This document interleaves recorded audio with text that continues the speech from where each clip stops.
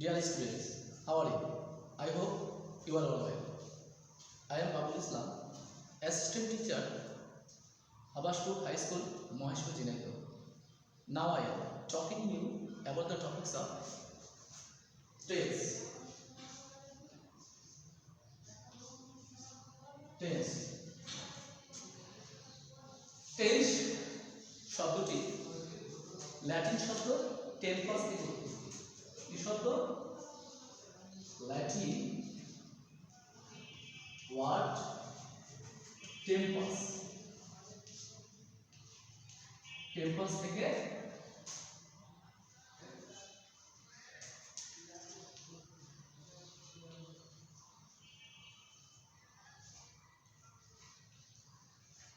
উৎপত্তি। টেন্স কাকে বলে? ক্রিয়া সম্পূর্ণ হওয়ার সময়কে টেন্স বা কাল বলে। আমরা একটি উদাহরণের সাহায্যে বিষয়টি আমরা ব্যাখ্যা করি। যেমন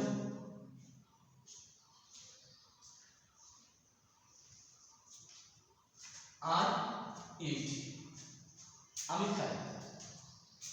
এখানে আই সাবজেক্ট আছে এবং ভার্ব, এই যে ইট ভার্ব বা ক্রিয়াও আছে, তারপর এটা একটা পরিপূর্ণ সেন্টেন্স হয়নি, কারণ এটা ক্রিয়াটা নিষ্পন্ন হয়নি। আমি খাই বা সম্পূর্ণ হয়নি, আমি খাই, আমি কি খাই, এটা যে বক্তার যে ভাব, মনের ভাবটা সম্পূর্ণভাবে প্রকাশিত বা ক্রিয়াটা সম্পূর্ণভাবে হয়নি। যদি আমি বলি আই ইট রাইস, তাহলে এখানে আমি ভাত খাই, তাহলে এটা কি ক্রিয়াটা সম্পূর্ণ হয়েছে। তাই এটাকে আমরা টেন্স বা কাল বলি। এবার টেন্সকে আমরা কয় ভাগে ভাগ করি? টেন্সকে আমরা প্রধানত তিন ভাগে ভাগ করি। টেন্সকে প্রধানত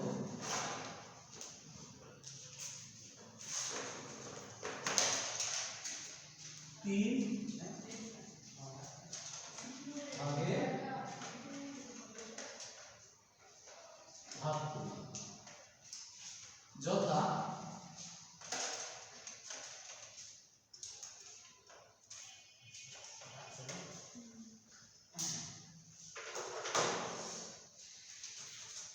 present tense 2, past tense number 3,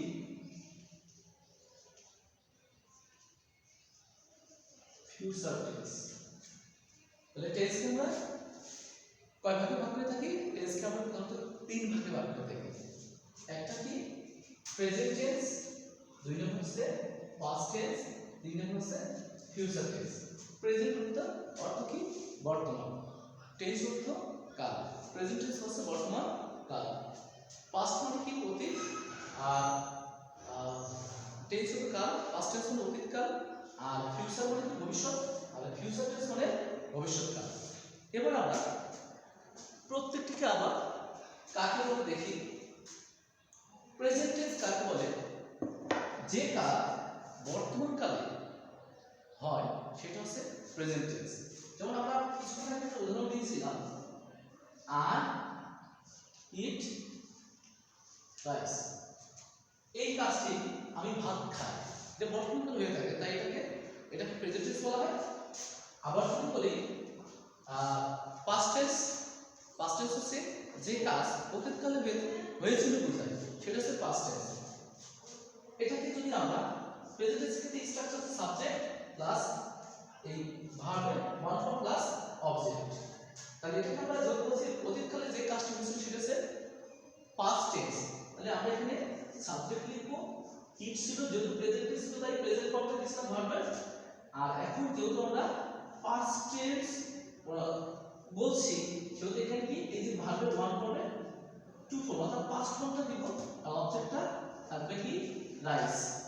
I ate rice, অর্থাৎ আমি ভাত খেয়েছিলাম, আমি আগে পূর্বে খেয়েছিলাম, তাই তো? তাই এটা পাস্ট টেন্স। আর ফিউচার টেন্স কি? যেটা যে কাজটি ভবিষ্যৎকালে হবে বোঝায়, বোঝায় সেটা হচ্ছে পাস্ট টেন্স। তাহলে কি হবে? পাস্ট টেন্সে কি হবে? Subject plus auxiliary verb shall will plus object. সেক্ষেত্রে কি হবে? সাবজেক্ট কি দেবো? সাবজেক্ট দেবো আই, যদি ফার্স্ট পারসন অথবা শ্যাল, আই শ্যাল, আর এই যে আগে পাস্ট টেন্স কে ছিল বোঝায়, তাই ভার্বের টু ফর্ম দিস না, এখন হবে কি permanent present form. I shall eat rice, অর্থাৎ আমি ভাত খাবো। এখনো আমি এখনো খাইনি, অতীতকালেও খাইনি, খেয়েছিলাম না, এবং ভবিষ্যতে আমি খাবো। এখন আমার খাওয়া হয়নি, তাই এটা হচ্ছে ফিউচার টেন্স। এবার প্রত্যেকটা টেন্সকে আবার চার ভাগে ভাগ করা হয়। যেমন এই প্রেজেন্ট টেন্সকে ভাগ করা হয় চার ভাগে। কি কি? Present indefinite, present continuous, present perfect, present perfect continuous tense. আবার ধরুন পাস্টকে past indefinite tense, past continuous tense, past perfect continuous tense. তেমনিভাবে ফিউচার টেন্সকে আবার চার ভাগে ভাগ করা হয়। Future indefinite, future continuous, future perfect continuous tense. এই প্রত্যেকটা আমরা আবার ব্যাখ্যা করি। আমরা প্রথমে কোন টেন্সকে আলোচনা করব? প্রথমে আমরা এই যে প্রেজেন্ট টেন্সকে চারটি ভাগ করি, তার একটি হচ্ছে কি present indefinite. Present indefinite tense. Present indefinite tense. এবার প্রেজেন্ট ইনডিফিনাইট টেন্স কাকে বলে? যে কাজ বর্তমান কালে হয় বা হয়ে থাকে এর বোঝায়, তাকে প্রেজেন্ট ইনডিফিনাইট টেন্স বলে। স্টুডেন্টস, আবারও বলি, যে কাজ বর্তমান কালে হয় বা হয়ে থাকে এর বোঝায়, তাকে প্রেজেন্ট ইনডিফিনাইট টেন্স বলা হয়। এবার স্ট্রাকচার বলি প্রেজেন্ট ইনডিফিনাইট টেন্সের গঠন প্রণালী রাখো। সাবজেক্ট প্লাস ভার্বের ওয়ান ফর্ম প্লাস অবজেক্ট। আবার সাবজেক্টটা যদি থার্ড পারসন সিঙ্গুলার নাম্বার হয় এবং বা এরপর যদি মূল ভাব থাকে, তাহলে মূল ভাবের সাথে এস বা ইয়েস যোগ হয়, এরপর অবজেক্ট থাকে, এরপরে বাকি অংশ এরকম থাকলেও সেটা প্রেজেন্ট ইনডিফিনাইট টেন্স হয়। তাহলে আমরা উদাহরণের সাথে বিষয়টা আমরা দেখি। যেমন হি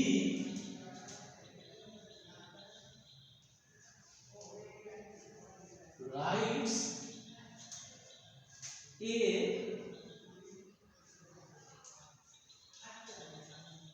letter. He writes a letter. সে একটি চিঠি লেখে। যেহেতু এটাকে যদি আমরা ব্যাখ্যা করতে হলে হি কোন পারসন? হি হচ্ছে থার্ড পারসন। কোন নাম্বার? Singular number. কিভাবে? আমি, আমরা, তুমি, তোমরা ছাড়া পৃথিবীতে যা কিছু আছে তা হচ্ছে সব থার্ড পারসন। তাহলে আমি, আমরা, তুমি, তোমরা এগুলো অর্থাৎ I, myself, we, us, ours, you, yours, এগুলো পাবে পৃথিবীর সব আছে থার্ড পারসন। সেগুলো কি কি? He, she, her, himself, herself, she, তারপর Rahim, Karim, it, its, they, them, their, theirs, which, those, এগুলো হচ্ছে সব থার্ড পারসন। এগুলোর ভিতরে সিঙ্গুলার নাম্বার কোনগুলো? He, she, her, himself, herself, it, its, এগুলো হচ্ছে সবই সিঙ্গুলার। যেহেতু হি হচ্ছে কি এগুলো ফার্স্ট পারসন সেকেন্ড পারসন ছাড়া যে বললাম এগুলো সব থার্ড পারসন। তাহলে হি থার্ড পারসন। কি কয়জন? একজন। তাহলে একটা সিঙ্গুলার নাম্বার। তাহলে সিঙ্গুলার নাম্বার কাকে বলে এটাকে আমরা বুঝি? সিঙ্গুলার নাম্বার হচ্ছে, সিঙ্গুলার মানে এক, আর নাম্বার মানে বচন বা সংখ্যা, অর্থাৎ একটি সংখ্যা। যে যে ওয়ার্ড দ্বারা একটি মাত্র ব্যক্তি, বস্তু বা প্রাণী বোঝায় সেটা হচ্ছে সিঙ্গুলার নাম্বার। তাহলে আর একের অধিক হলে কি প্লুরাল নাম্বার। হি কয়জনকে বোঝাচ্ছে? হি একজনকে বোঝাচ্ছে। তাহলে এটাই থার্ড পারসন সিঙ্গুলার নাম্বার। আর রাইট হচ্ছে ভার্ব। কোন রাইট হচ্ছে ভার্ব? কিভাবে? লেখা। আমরা জানি ভার্ব কাকে বলে? অর্থাৎ যে ওয়ার্ড দ্বারা কোনো কিছু করা, যাওয়া, খাওয়া, অর্থাৎ অর্থাৎ অর্থাৎ কোনো কাজ বোঝায়, তাহলে তাকে আমরা ভার্ব বলি। এবার ভার্ব এটা কোন ভার্ব? এটা হচ্ছে মেইন ভার্ব। মেইন ভার্ব হচ্ছে মেইন মানে প্রধান, অর্থাৎ একটা সংসারে যে কর্তা থাকতে পারে, তাই না? এই কর্তা হচ্ছে যদি বোঝায় যে হি হি হি হচ্ছে কর্তা অর্থাৎ সাবজেক্ট। সে কি করে? সে লেখে। এই লেখাটা কাজ, তাই এটা হচ্ছে ভার্ব। এটাকে মেইন ভার্ব বলা হয়, প্রধান ক্রিয়া। কোন ফর্ম? যদি কোন ফর্ম? এটা হচ্ছে ওয়ান ফর্ম। তাহলে আমরা জানি রাইট, রোড, রিটেন, অর্থাৎ এটা হচ্ছে ভার্বের ওয়ান ফর্ম অর্থাৎ প্রেজেন্ট ফর্ম। এই লেখাটা হচ্ছে অবজেক্ট। যেহেতু he third person singular number আর রাইট হচ্ছে ভার্ব, তাই এর সাথে কি যোগ হয়েছে? এর যোগ হয়েছে, তাই তো? তাহলে এটা প্রেজেন্ট ইনডিফিনাইট টেন্স। আবার আমরা কি বলেছিলাম যে সাবজেক্ট প্লাস ভার্বের ওয়ান ফর্ম প্লাস অবজেক্ট, এটা হলো প্রেজেন্ট ইনডিফিনাইট টেন্স হয়। যেমন আই প্লে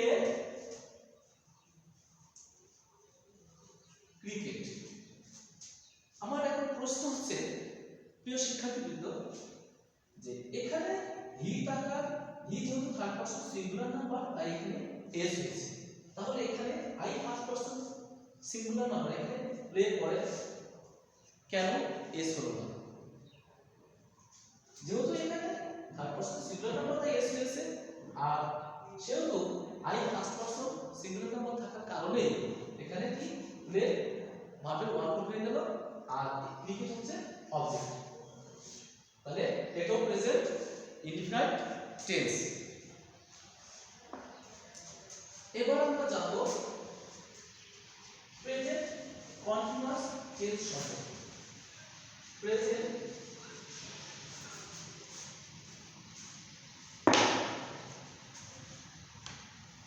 দুই নম্বর কি? Present continue tense. Present continuous tense. Present continuous tense কাকে বলে?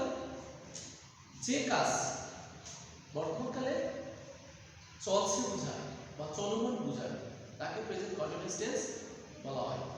সংক্ষেপে বোঝালে বর্তমানকালে কোনো কাজ চলছে, যাচ্ছে, খাচ্ছে এরকম বোঝায়, সেটা হচ্ছে present continuous tense. Present continuous টেন্সের স্ট্রাকচার কি? প্রথমে কি? প্রথমে structure S T R U C T U R E. Structure প্রথমে কি? সাবজেক্ট প্লাস, এবার আমরা যেহেতু সাবজেক্টের পরে আমরা যে সাবজেক্ট দেখবো কোন পারসন, তারপরে আমরা নাম্বার আইডেন্টিফাই করব। তাই আমরা প্রথমে লিখব পারসন অথবা নাম্বার অনুসারে auxiliary verb, auxiliary verb am, is, are plus মূল ভার্ব এর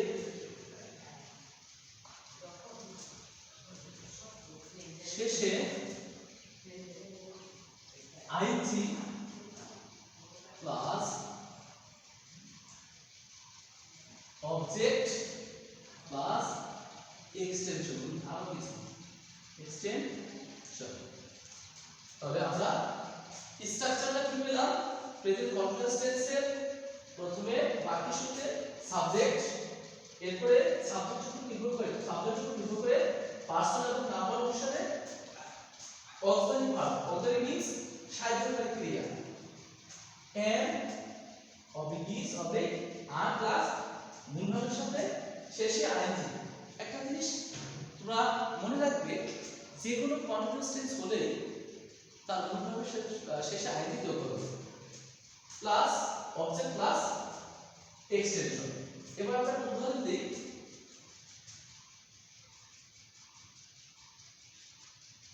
He is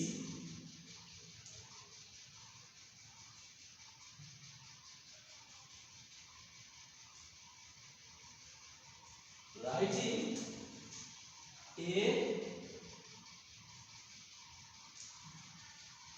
a letter. He is writing a letter. অর্থাৎ সে একটি চিঠি লিখছে, অর্থাৎ বর্তমান সে চিঠি যে লিখছে এটা চলমান বোঝায়। অর্থাৎ এখানে ইজ হল কেন, এখানে এমন হতে পারতো, এখানে আরো হতে পারতো। যেহেতু এটা আছে হি থার্ড পারসন সিঙ্গুলার নাম্বার, একজনকে বোঝাচ্ছে, থার্ড পারসন সিঙ্গুলার নাম্বার বোঝাচ্ছে, সেহেতু এখানে কি হবে, অথবা ইজ হবে। যদি এখানে first person I first person হতো, সিঙ্গুলার নাম্বার হতো, তাহলে এখানে হতো am। যদি এখানে second person first person plural হতো, তাহলে এখানে আর হতো। আর মেল ভার্ব কি, এখানে মূল ভার্ব হচ্ছে রাইট, WRITE। এই রাইট মেল ভার্বের সাথে কন্টিনিউয়াস ভার্বের কি হয়েছে, আইএনজি যোগ হয়েছে। এরপর কি অবজেক্ট কি, এ লেটার, তাই এটা হচ্ছে প্রেজেন্ট কন্টিনিউয়াস টেন্স। এবার আমরা আরো একটা উদাহরণ দিই।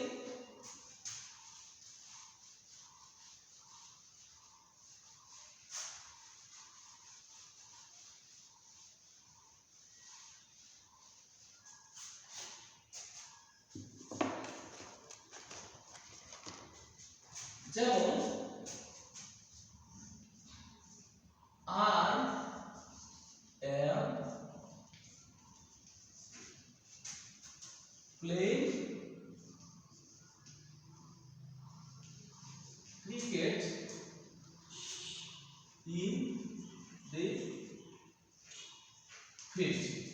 তাহলে আই কি সাবজেক্ট, সাবজেক্টটা কোন পারসন, ফার্স্ট পারসন, কোন নাম্বার, সিঙ্গুলার নাম্বার, তাই অবজেক্ট এখানে সাহায্যকারী ক্রিয়া কি হয়েছে, am হয়েছে। এখানে ক্রিয়াটা কি, মূল ভার্ব, মূল ভার্বের সাথে কি হচ্ছে, আইএনজি যোগ হয়েছে। আর cricket object in the field extension. তাহলে এটা প্রেজেন্ট কন্টিনিউয়াস টেন্স। আরেকটা উদাহরণ আমরা দিতে পারি,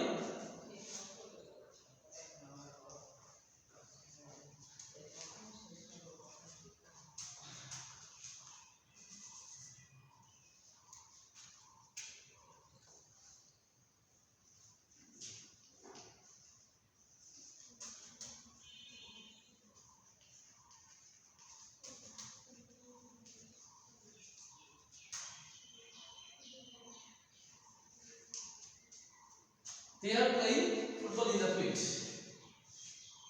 এই দেটা কোন পারসন, দেটা আগে এই সাবজেক্টে থার্ড পারসন সিঙ্গুলারের কারণে আমরা ইজ দিয়েছি। এখন এই দেট হচ্ছে কোন পারসন, দেট হচ্ছে থার্ড পারসন, কোন নাম্বার, প্লুরাল নাম্বার। যেহেতু দে থার্ড সাবজেক্টে থার্ড পারসন প্লুরাল নাম্বার, সেহেতু প্রেজেন্ট কন্টিনিউয়াস টেন্সের ক্ষেত্রে এখানে অবজেক্ট কি হচ্ছে, আর হয়েছে। এখানে প্লেটা কি, মূল ভার্ব, এই মূল ভার্বের সাথে কি আইএনজি যোগ হয়েছে। আর ফুটবল অবজেক্ট, এটা হচ্ছে এটা অবজেক্ট, এটা হচ্ছে এক্সটেনশন। যেহেতু এরকম স্ট্রাকচার হয়, সেটা হচ্ছে present continuous tense. Dear students, আমি আশা করছি আমি যতটুকু তোমাদের পড়েছি তোমরা এ থেকে অনেক উপকৃত হয়েছো। আমি আশা করি তোমরা বাড়িতে আরো বেশি প্র্যাকটিস করবে, তাহলে এই সম্পর্কে আরো বেশি টেন্স সম্পর্কে, এই প্রেজেন্ট ইনডিফারেন্ট এবং প্রেজেন্ট কন্টিনিউয়াস টেন্স সম্পর্কে আরো বেশি জানতে পারবে। ধন্যবাদ সবাইকে।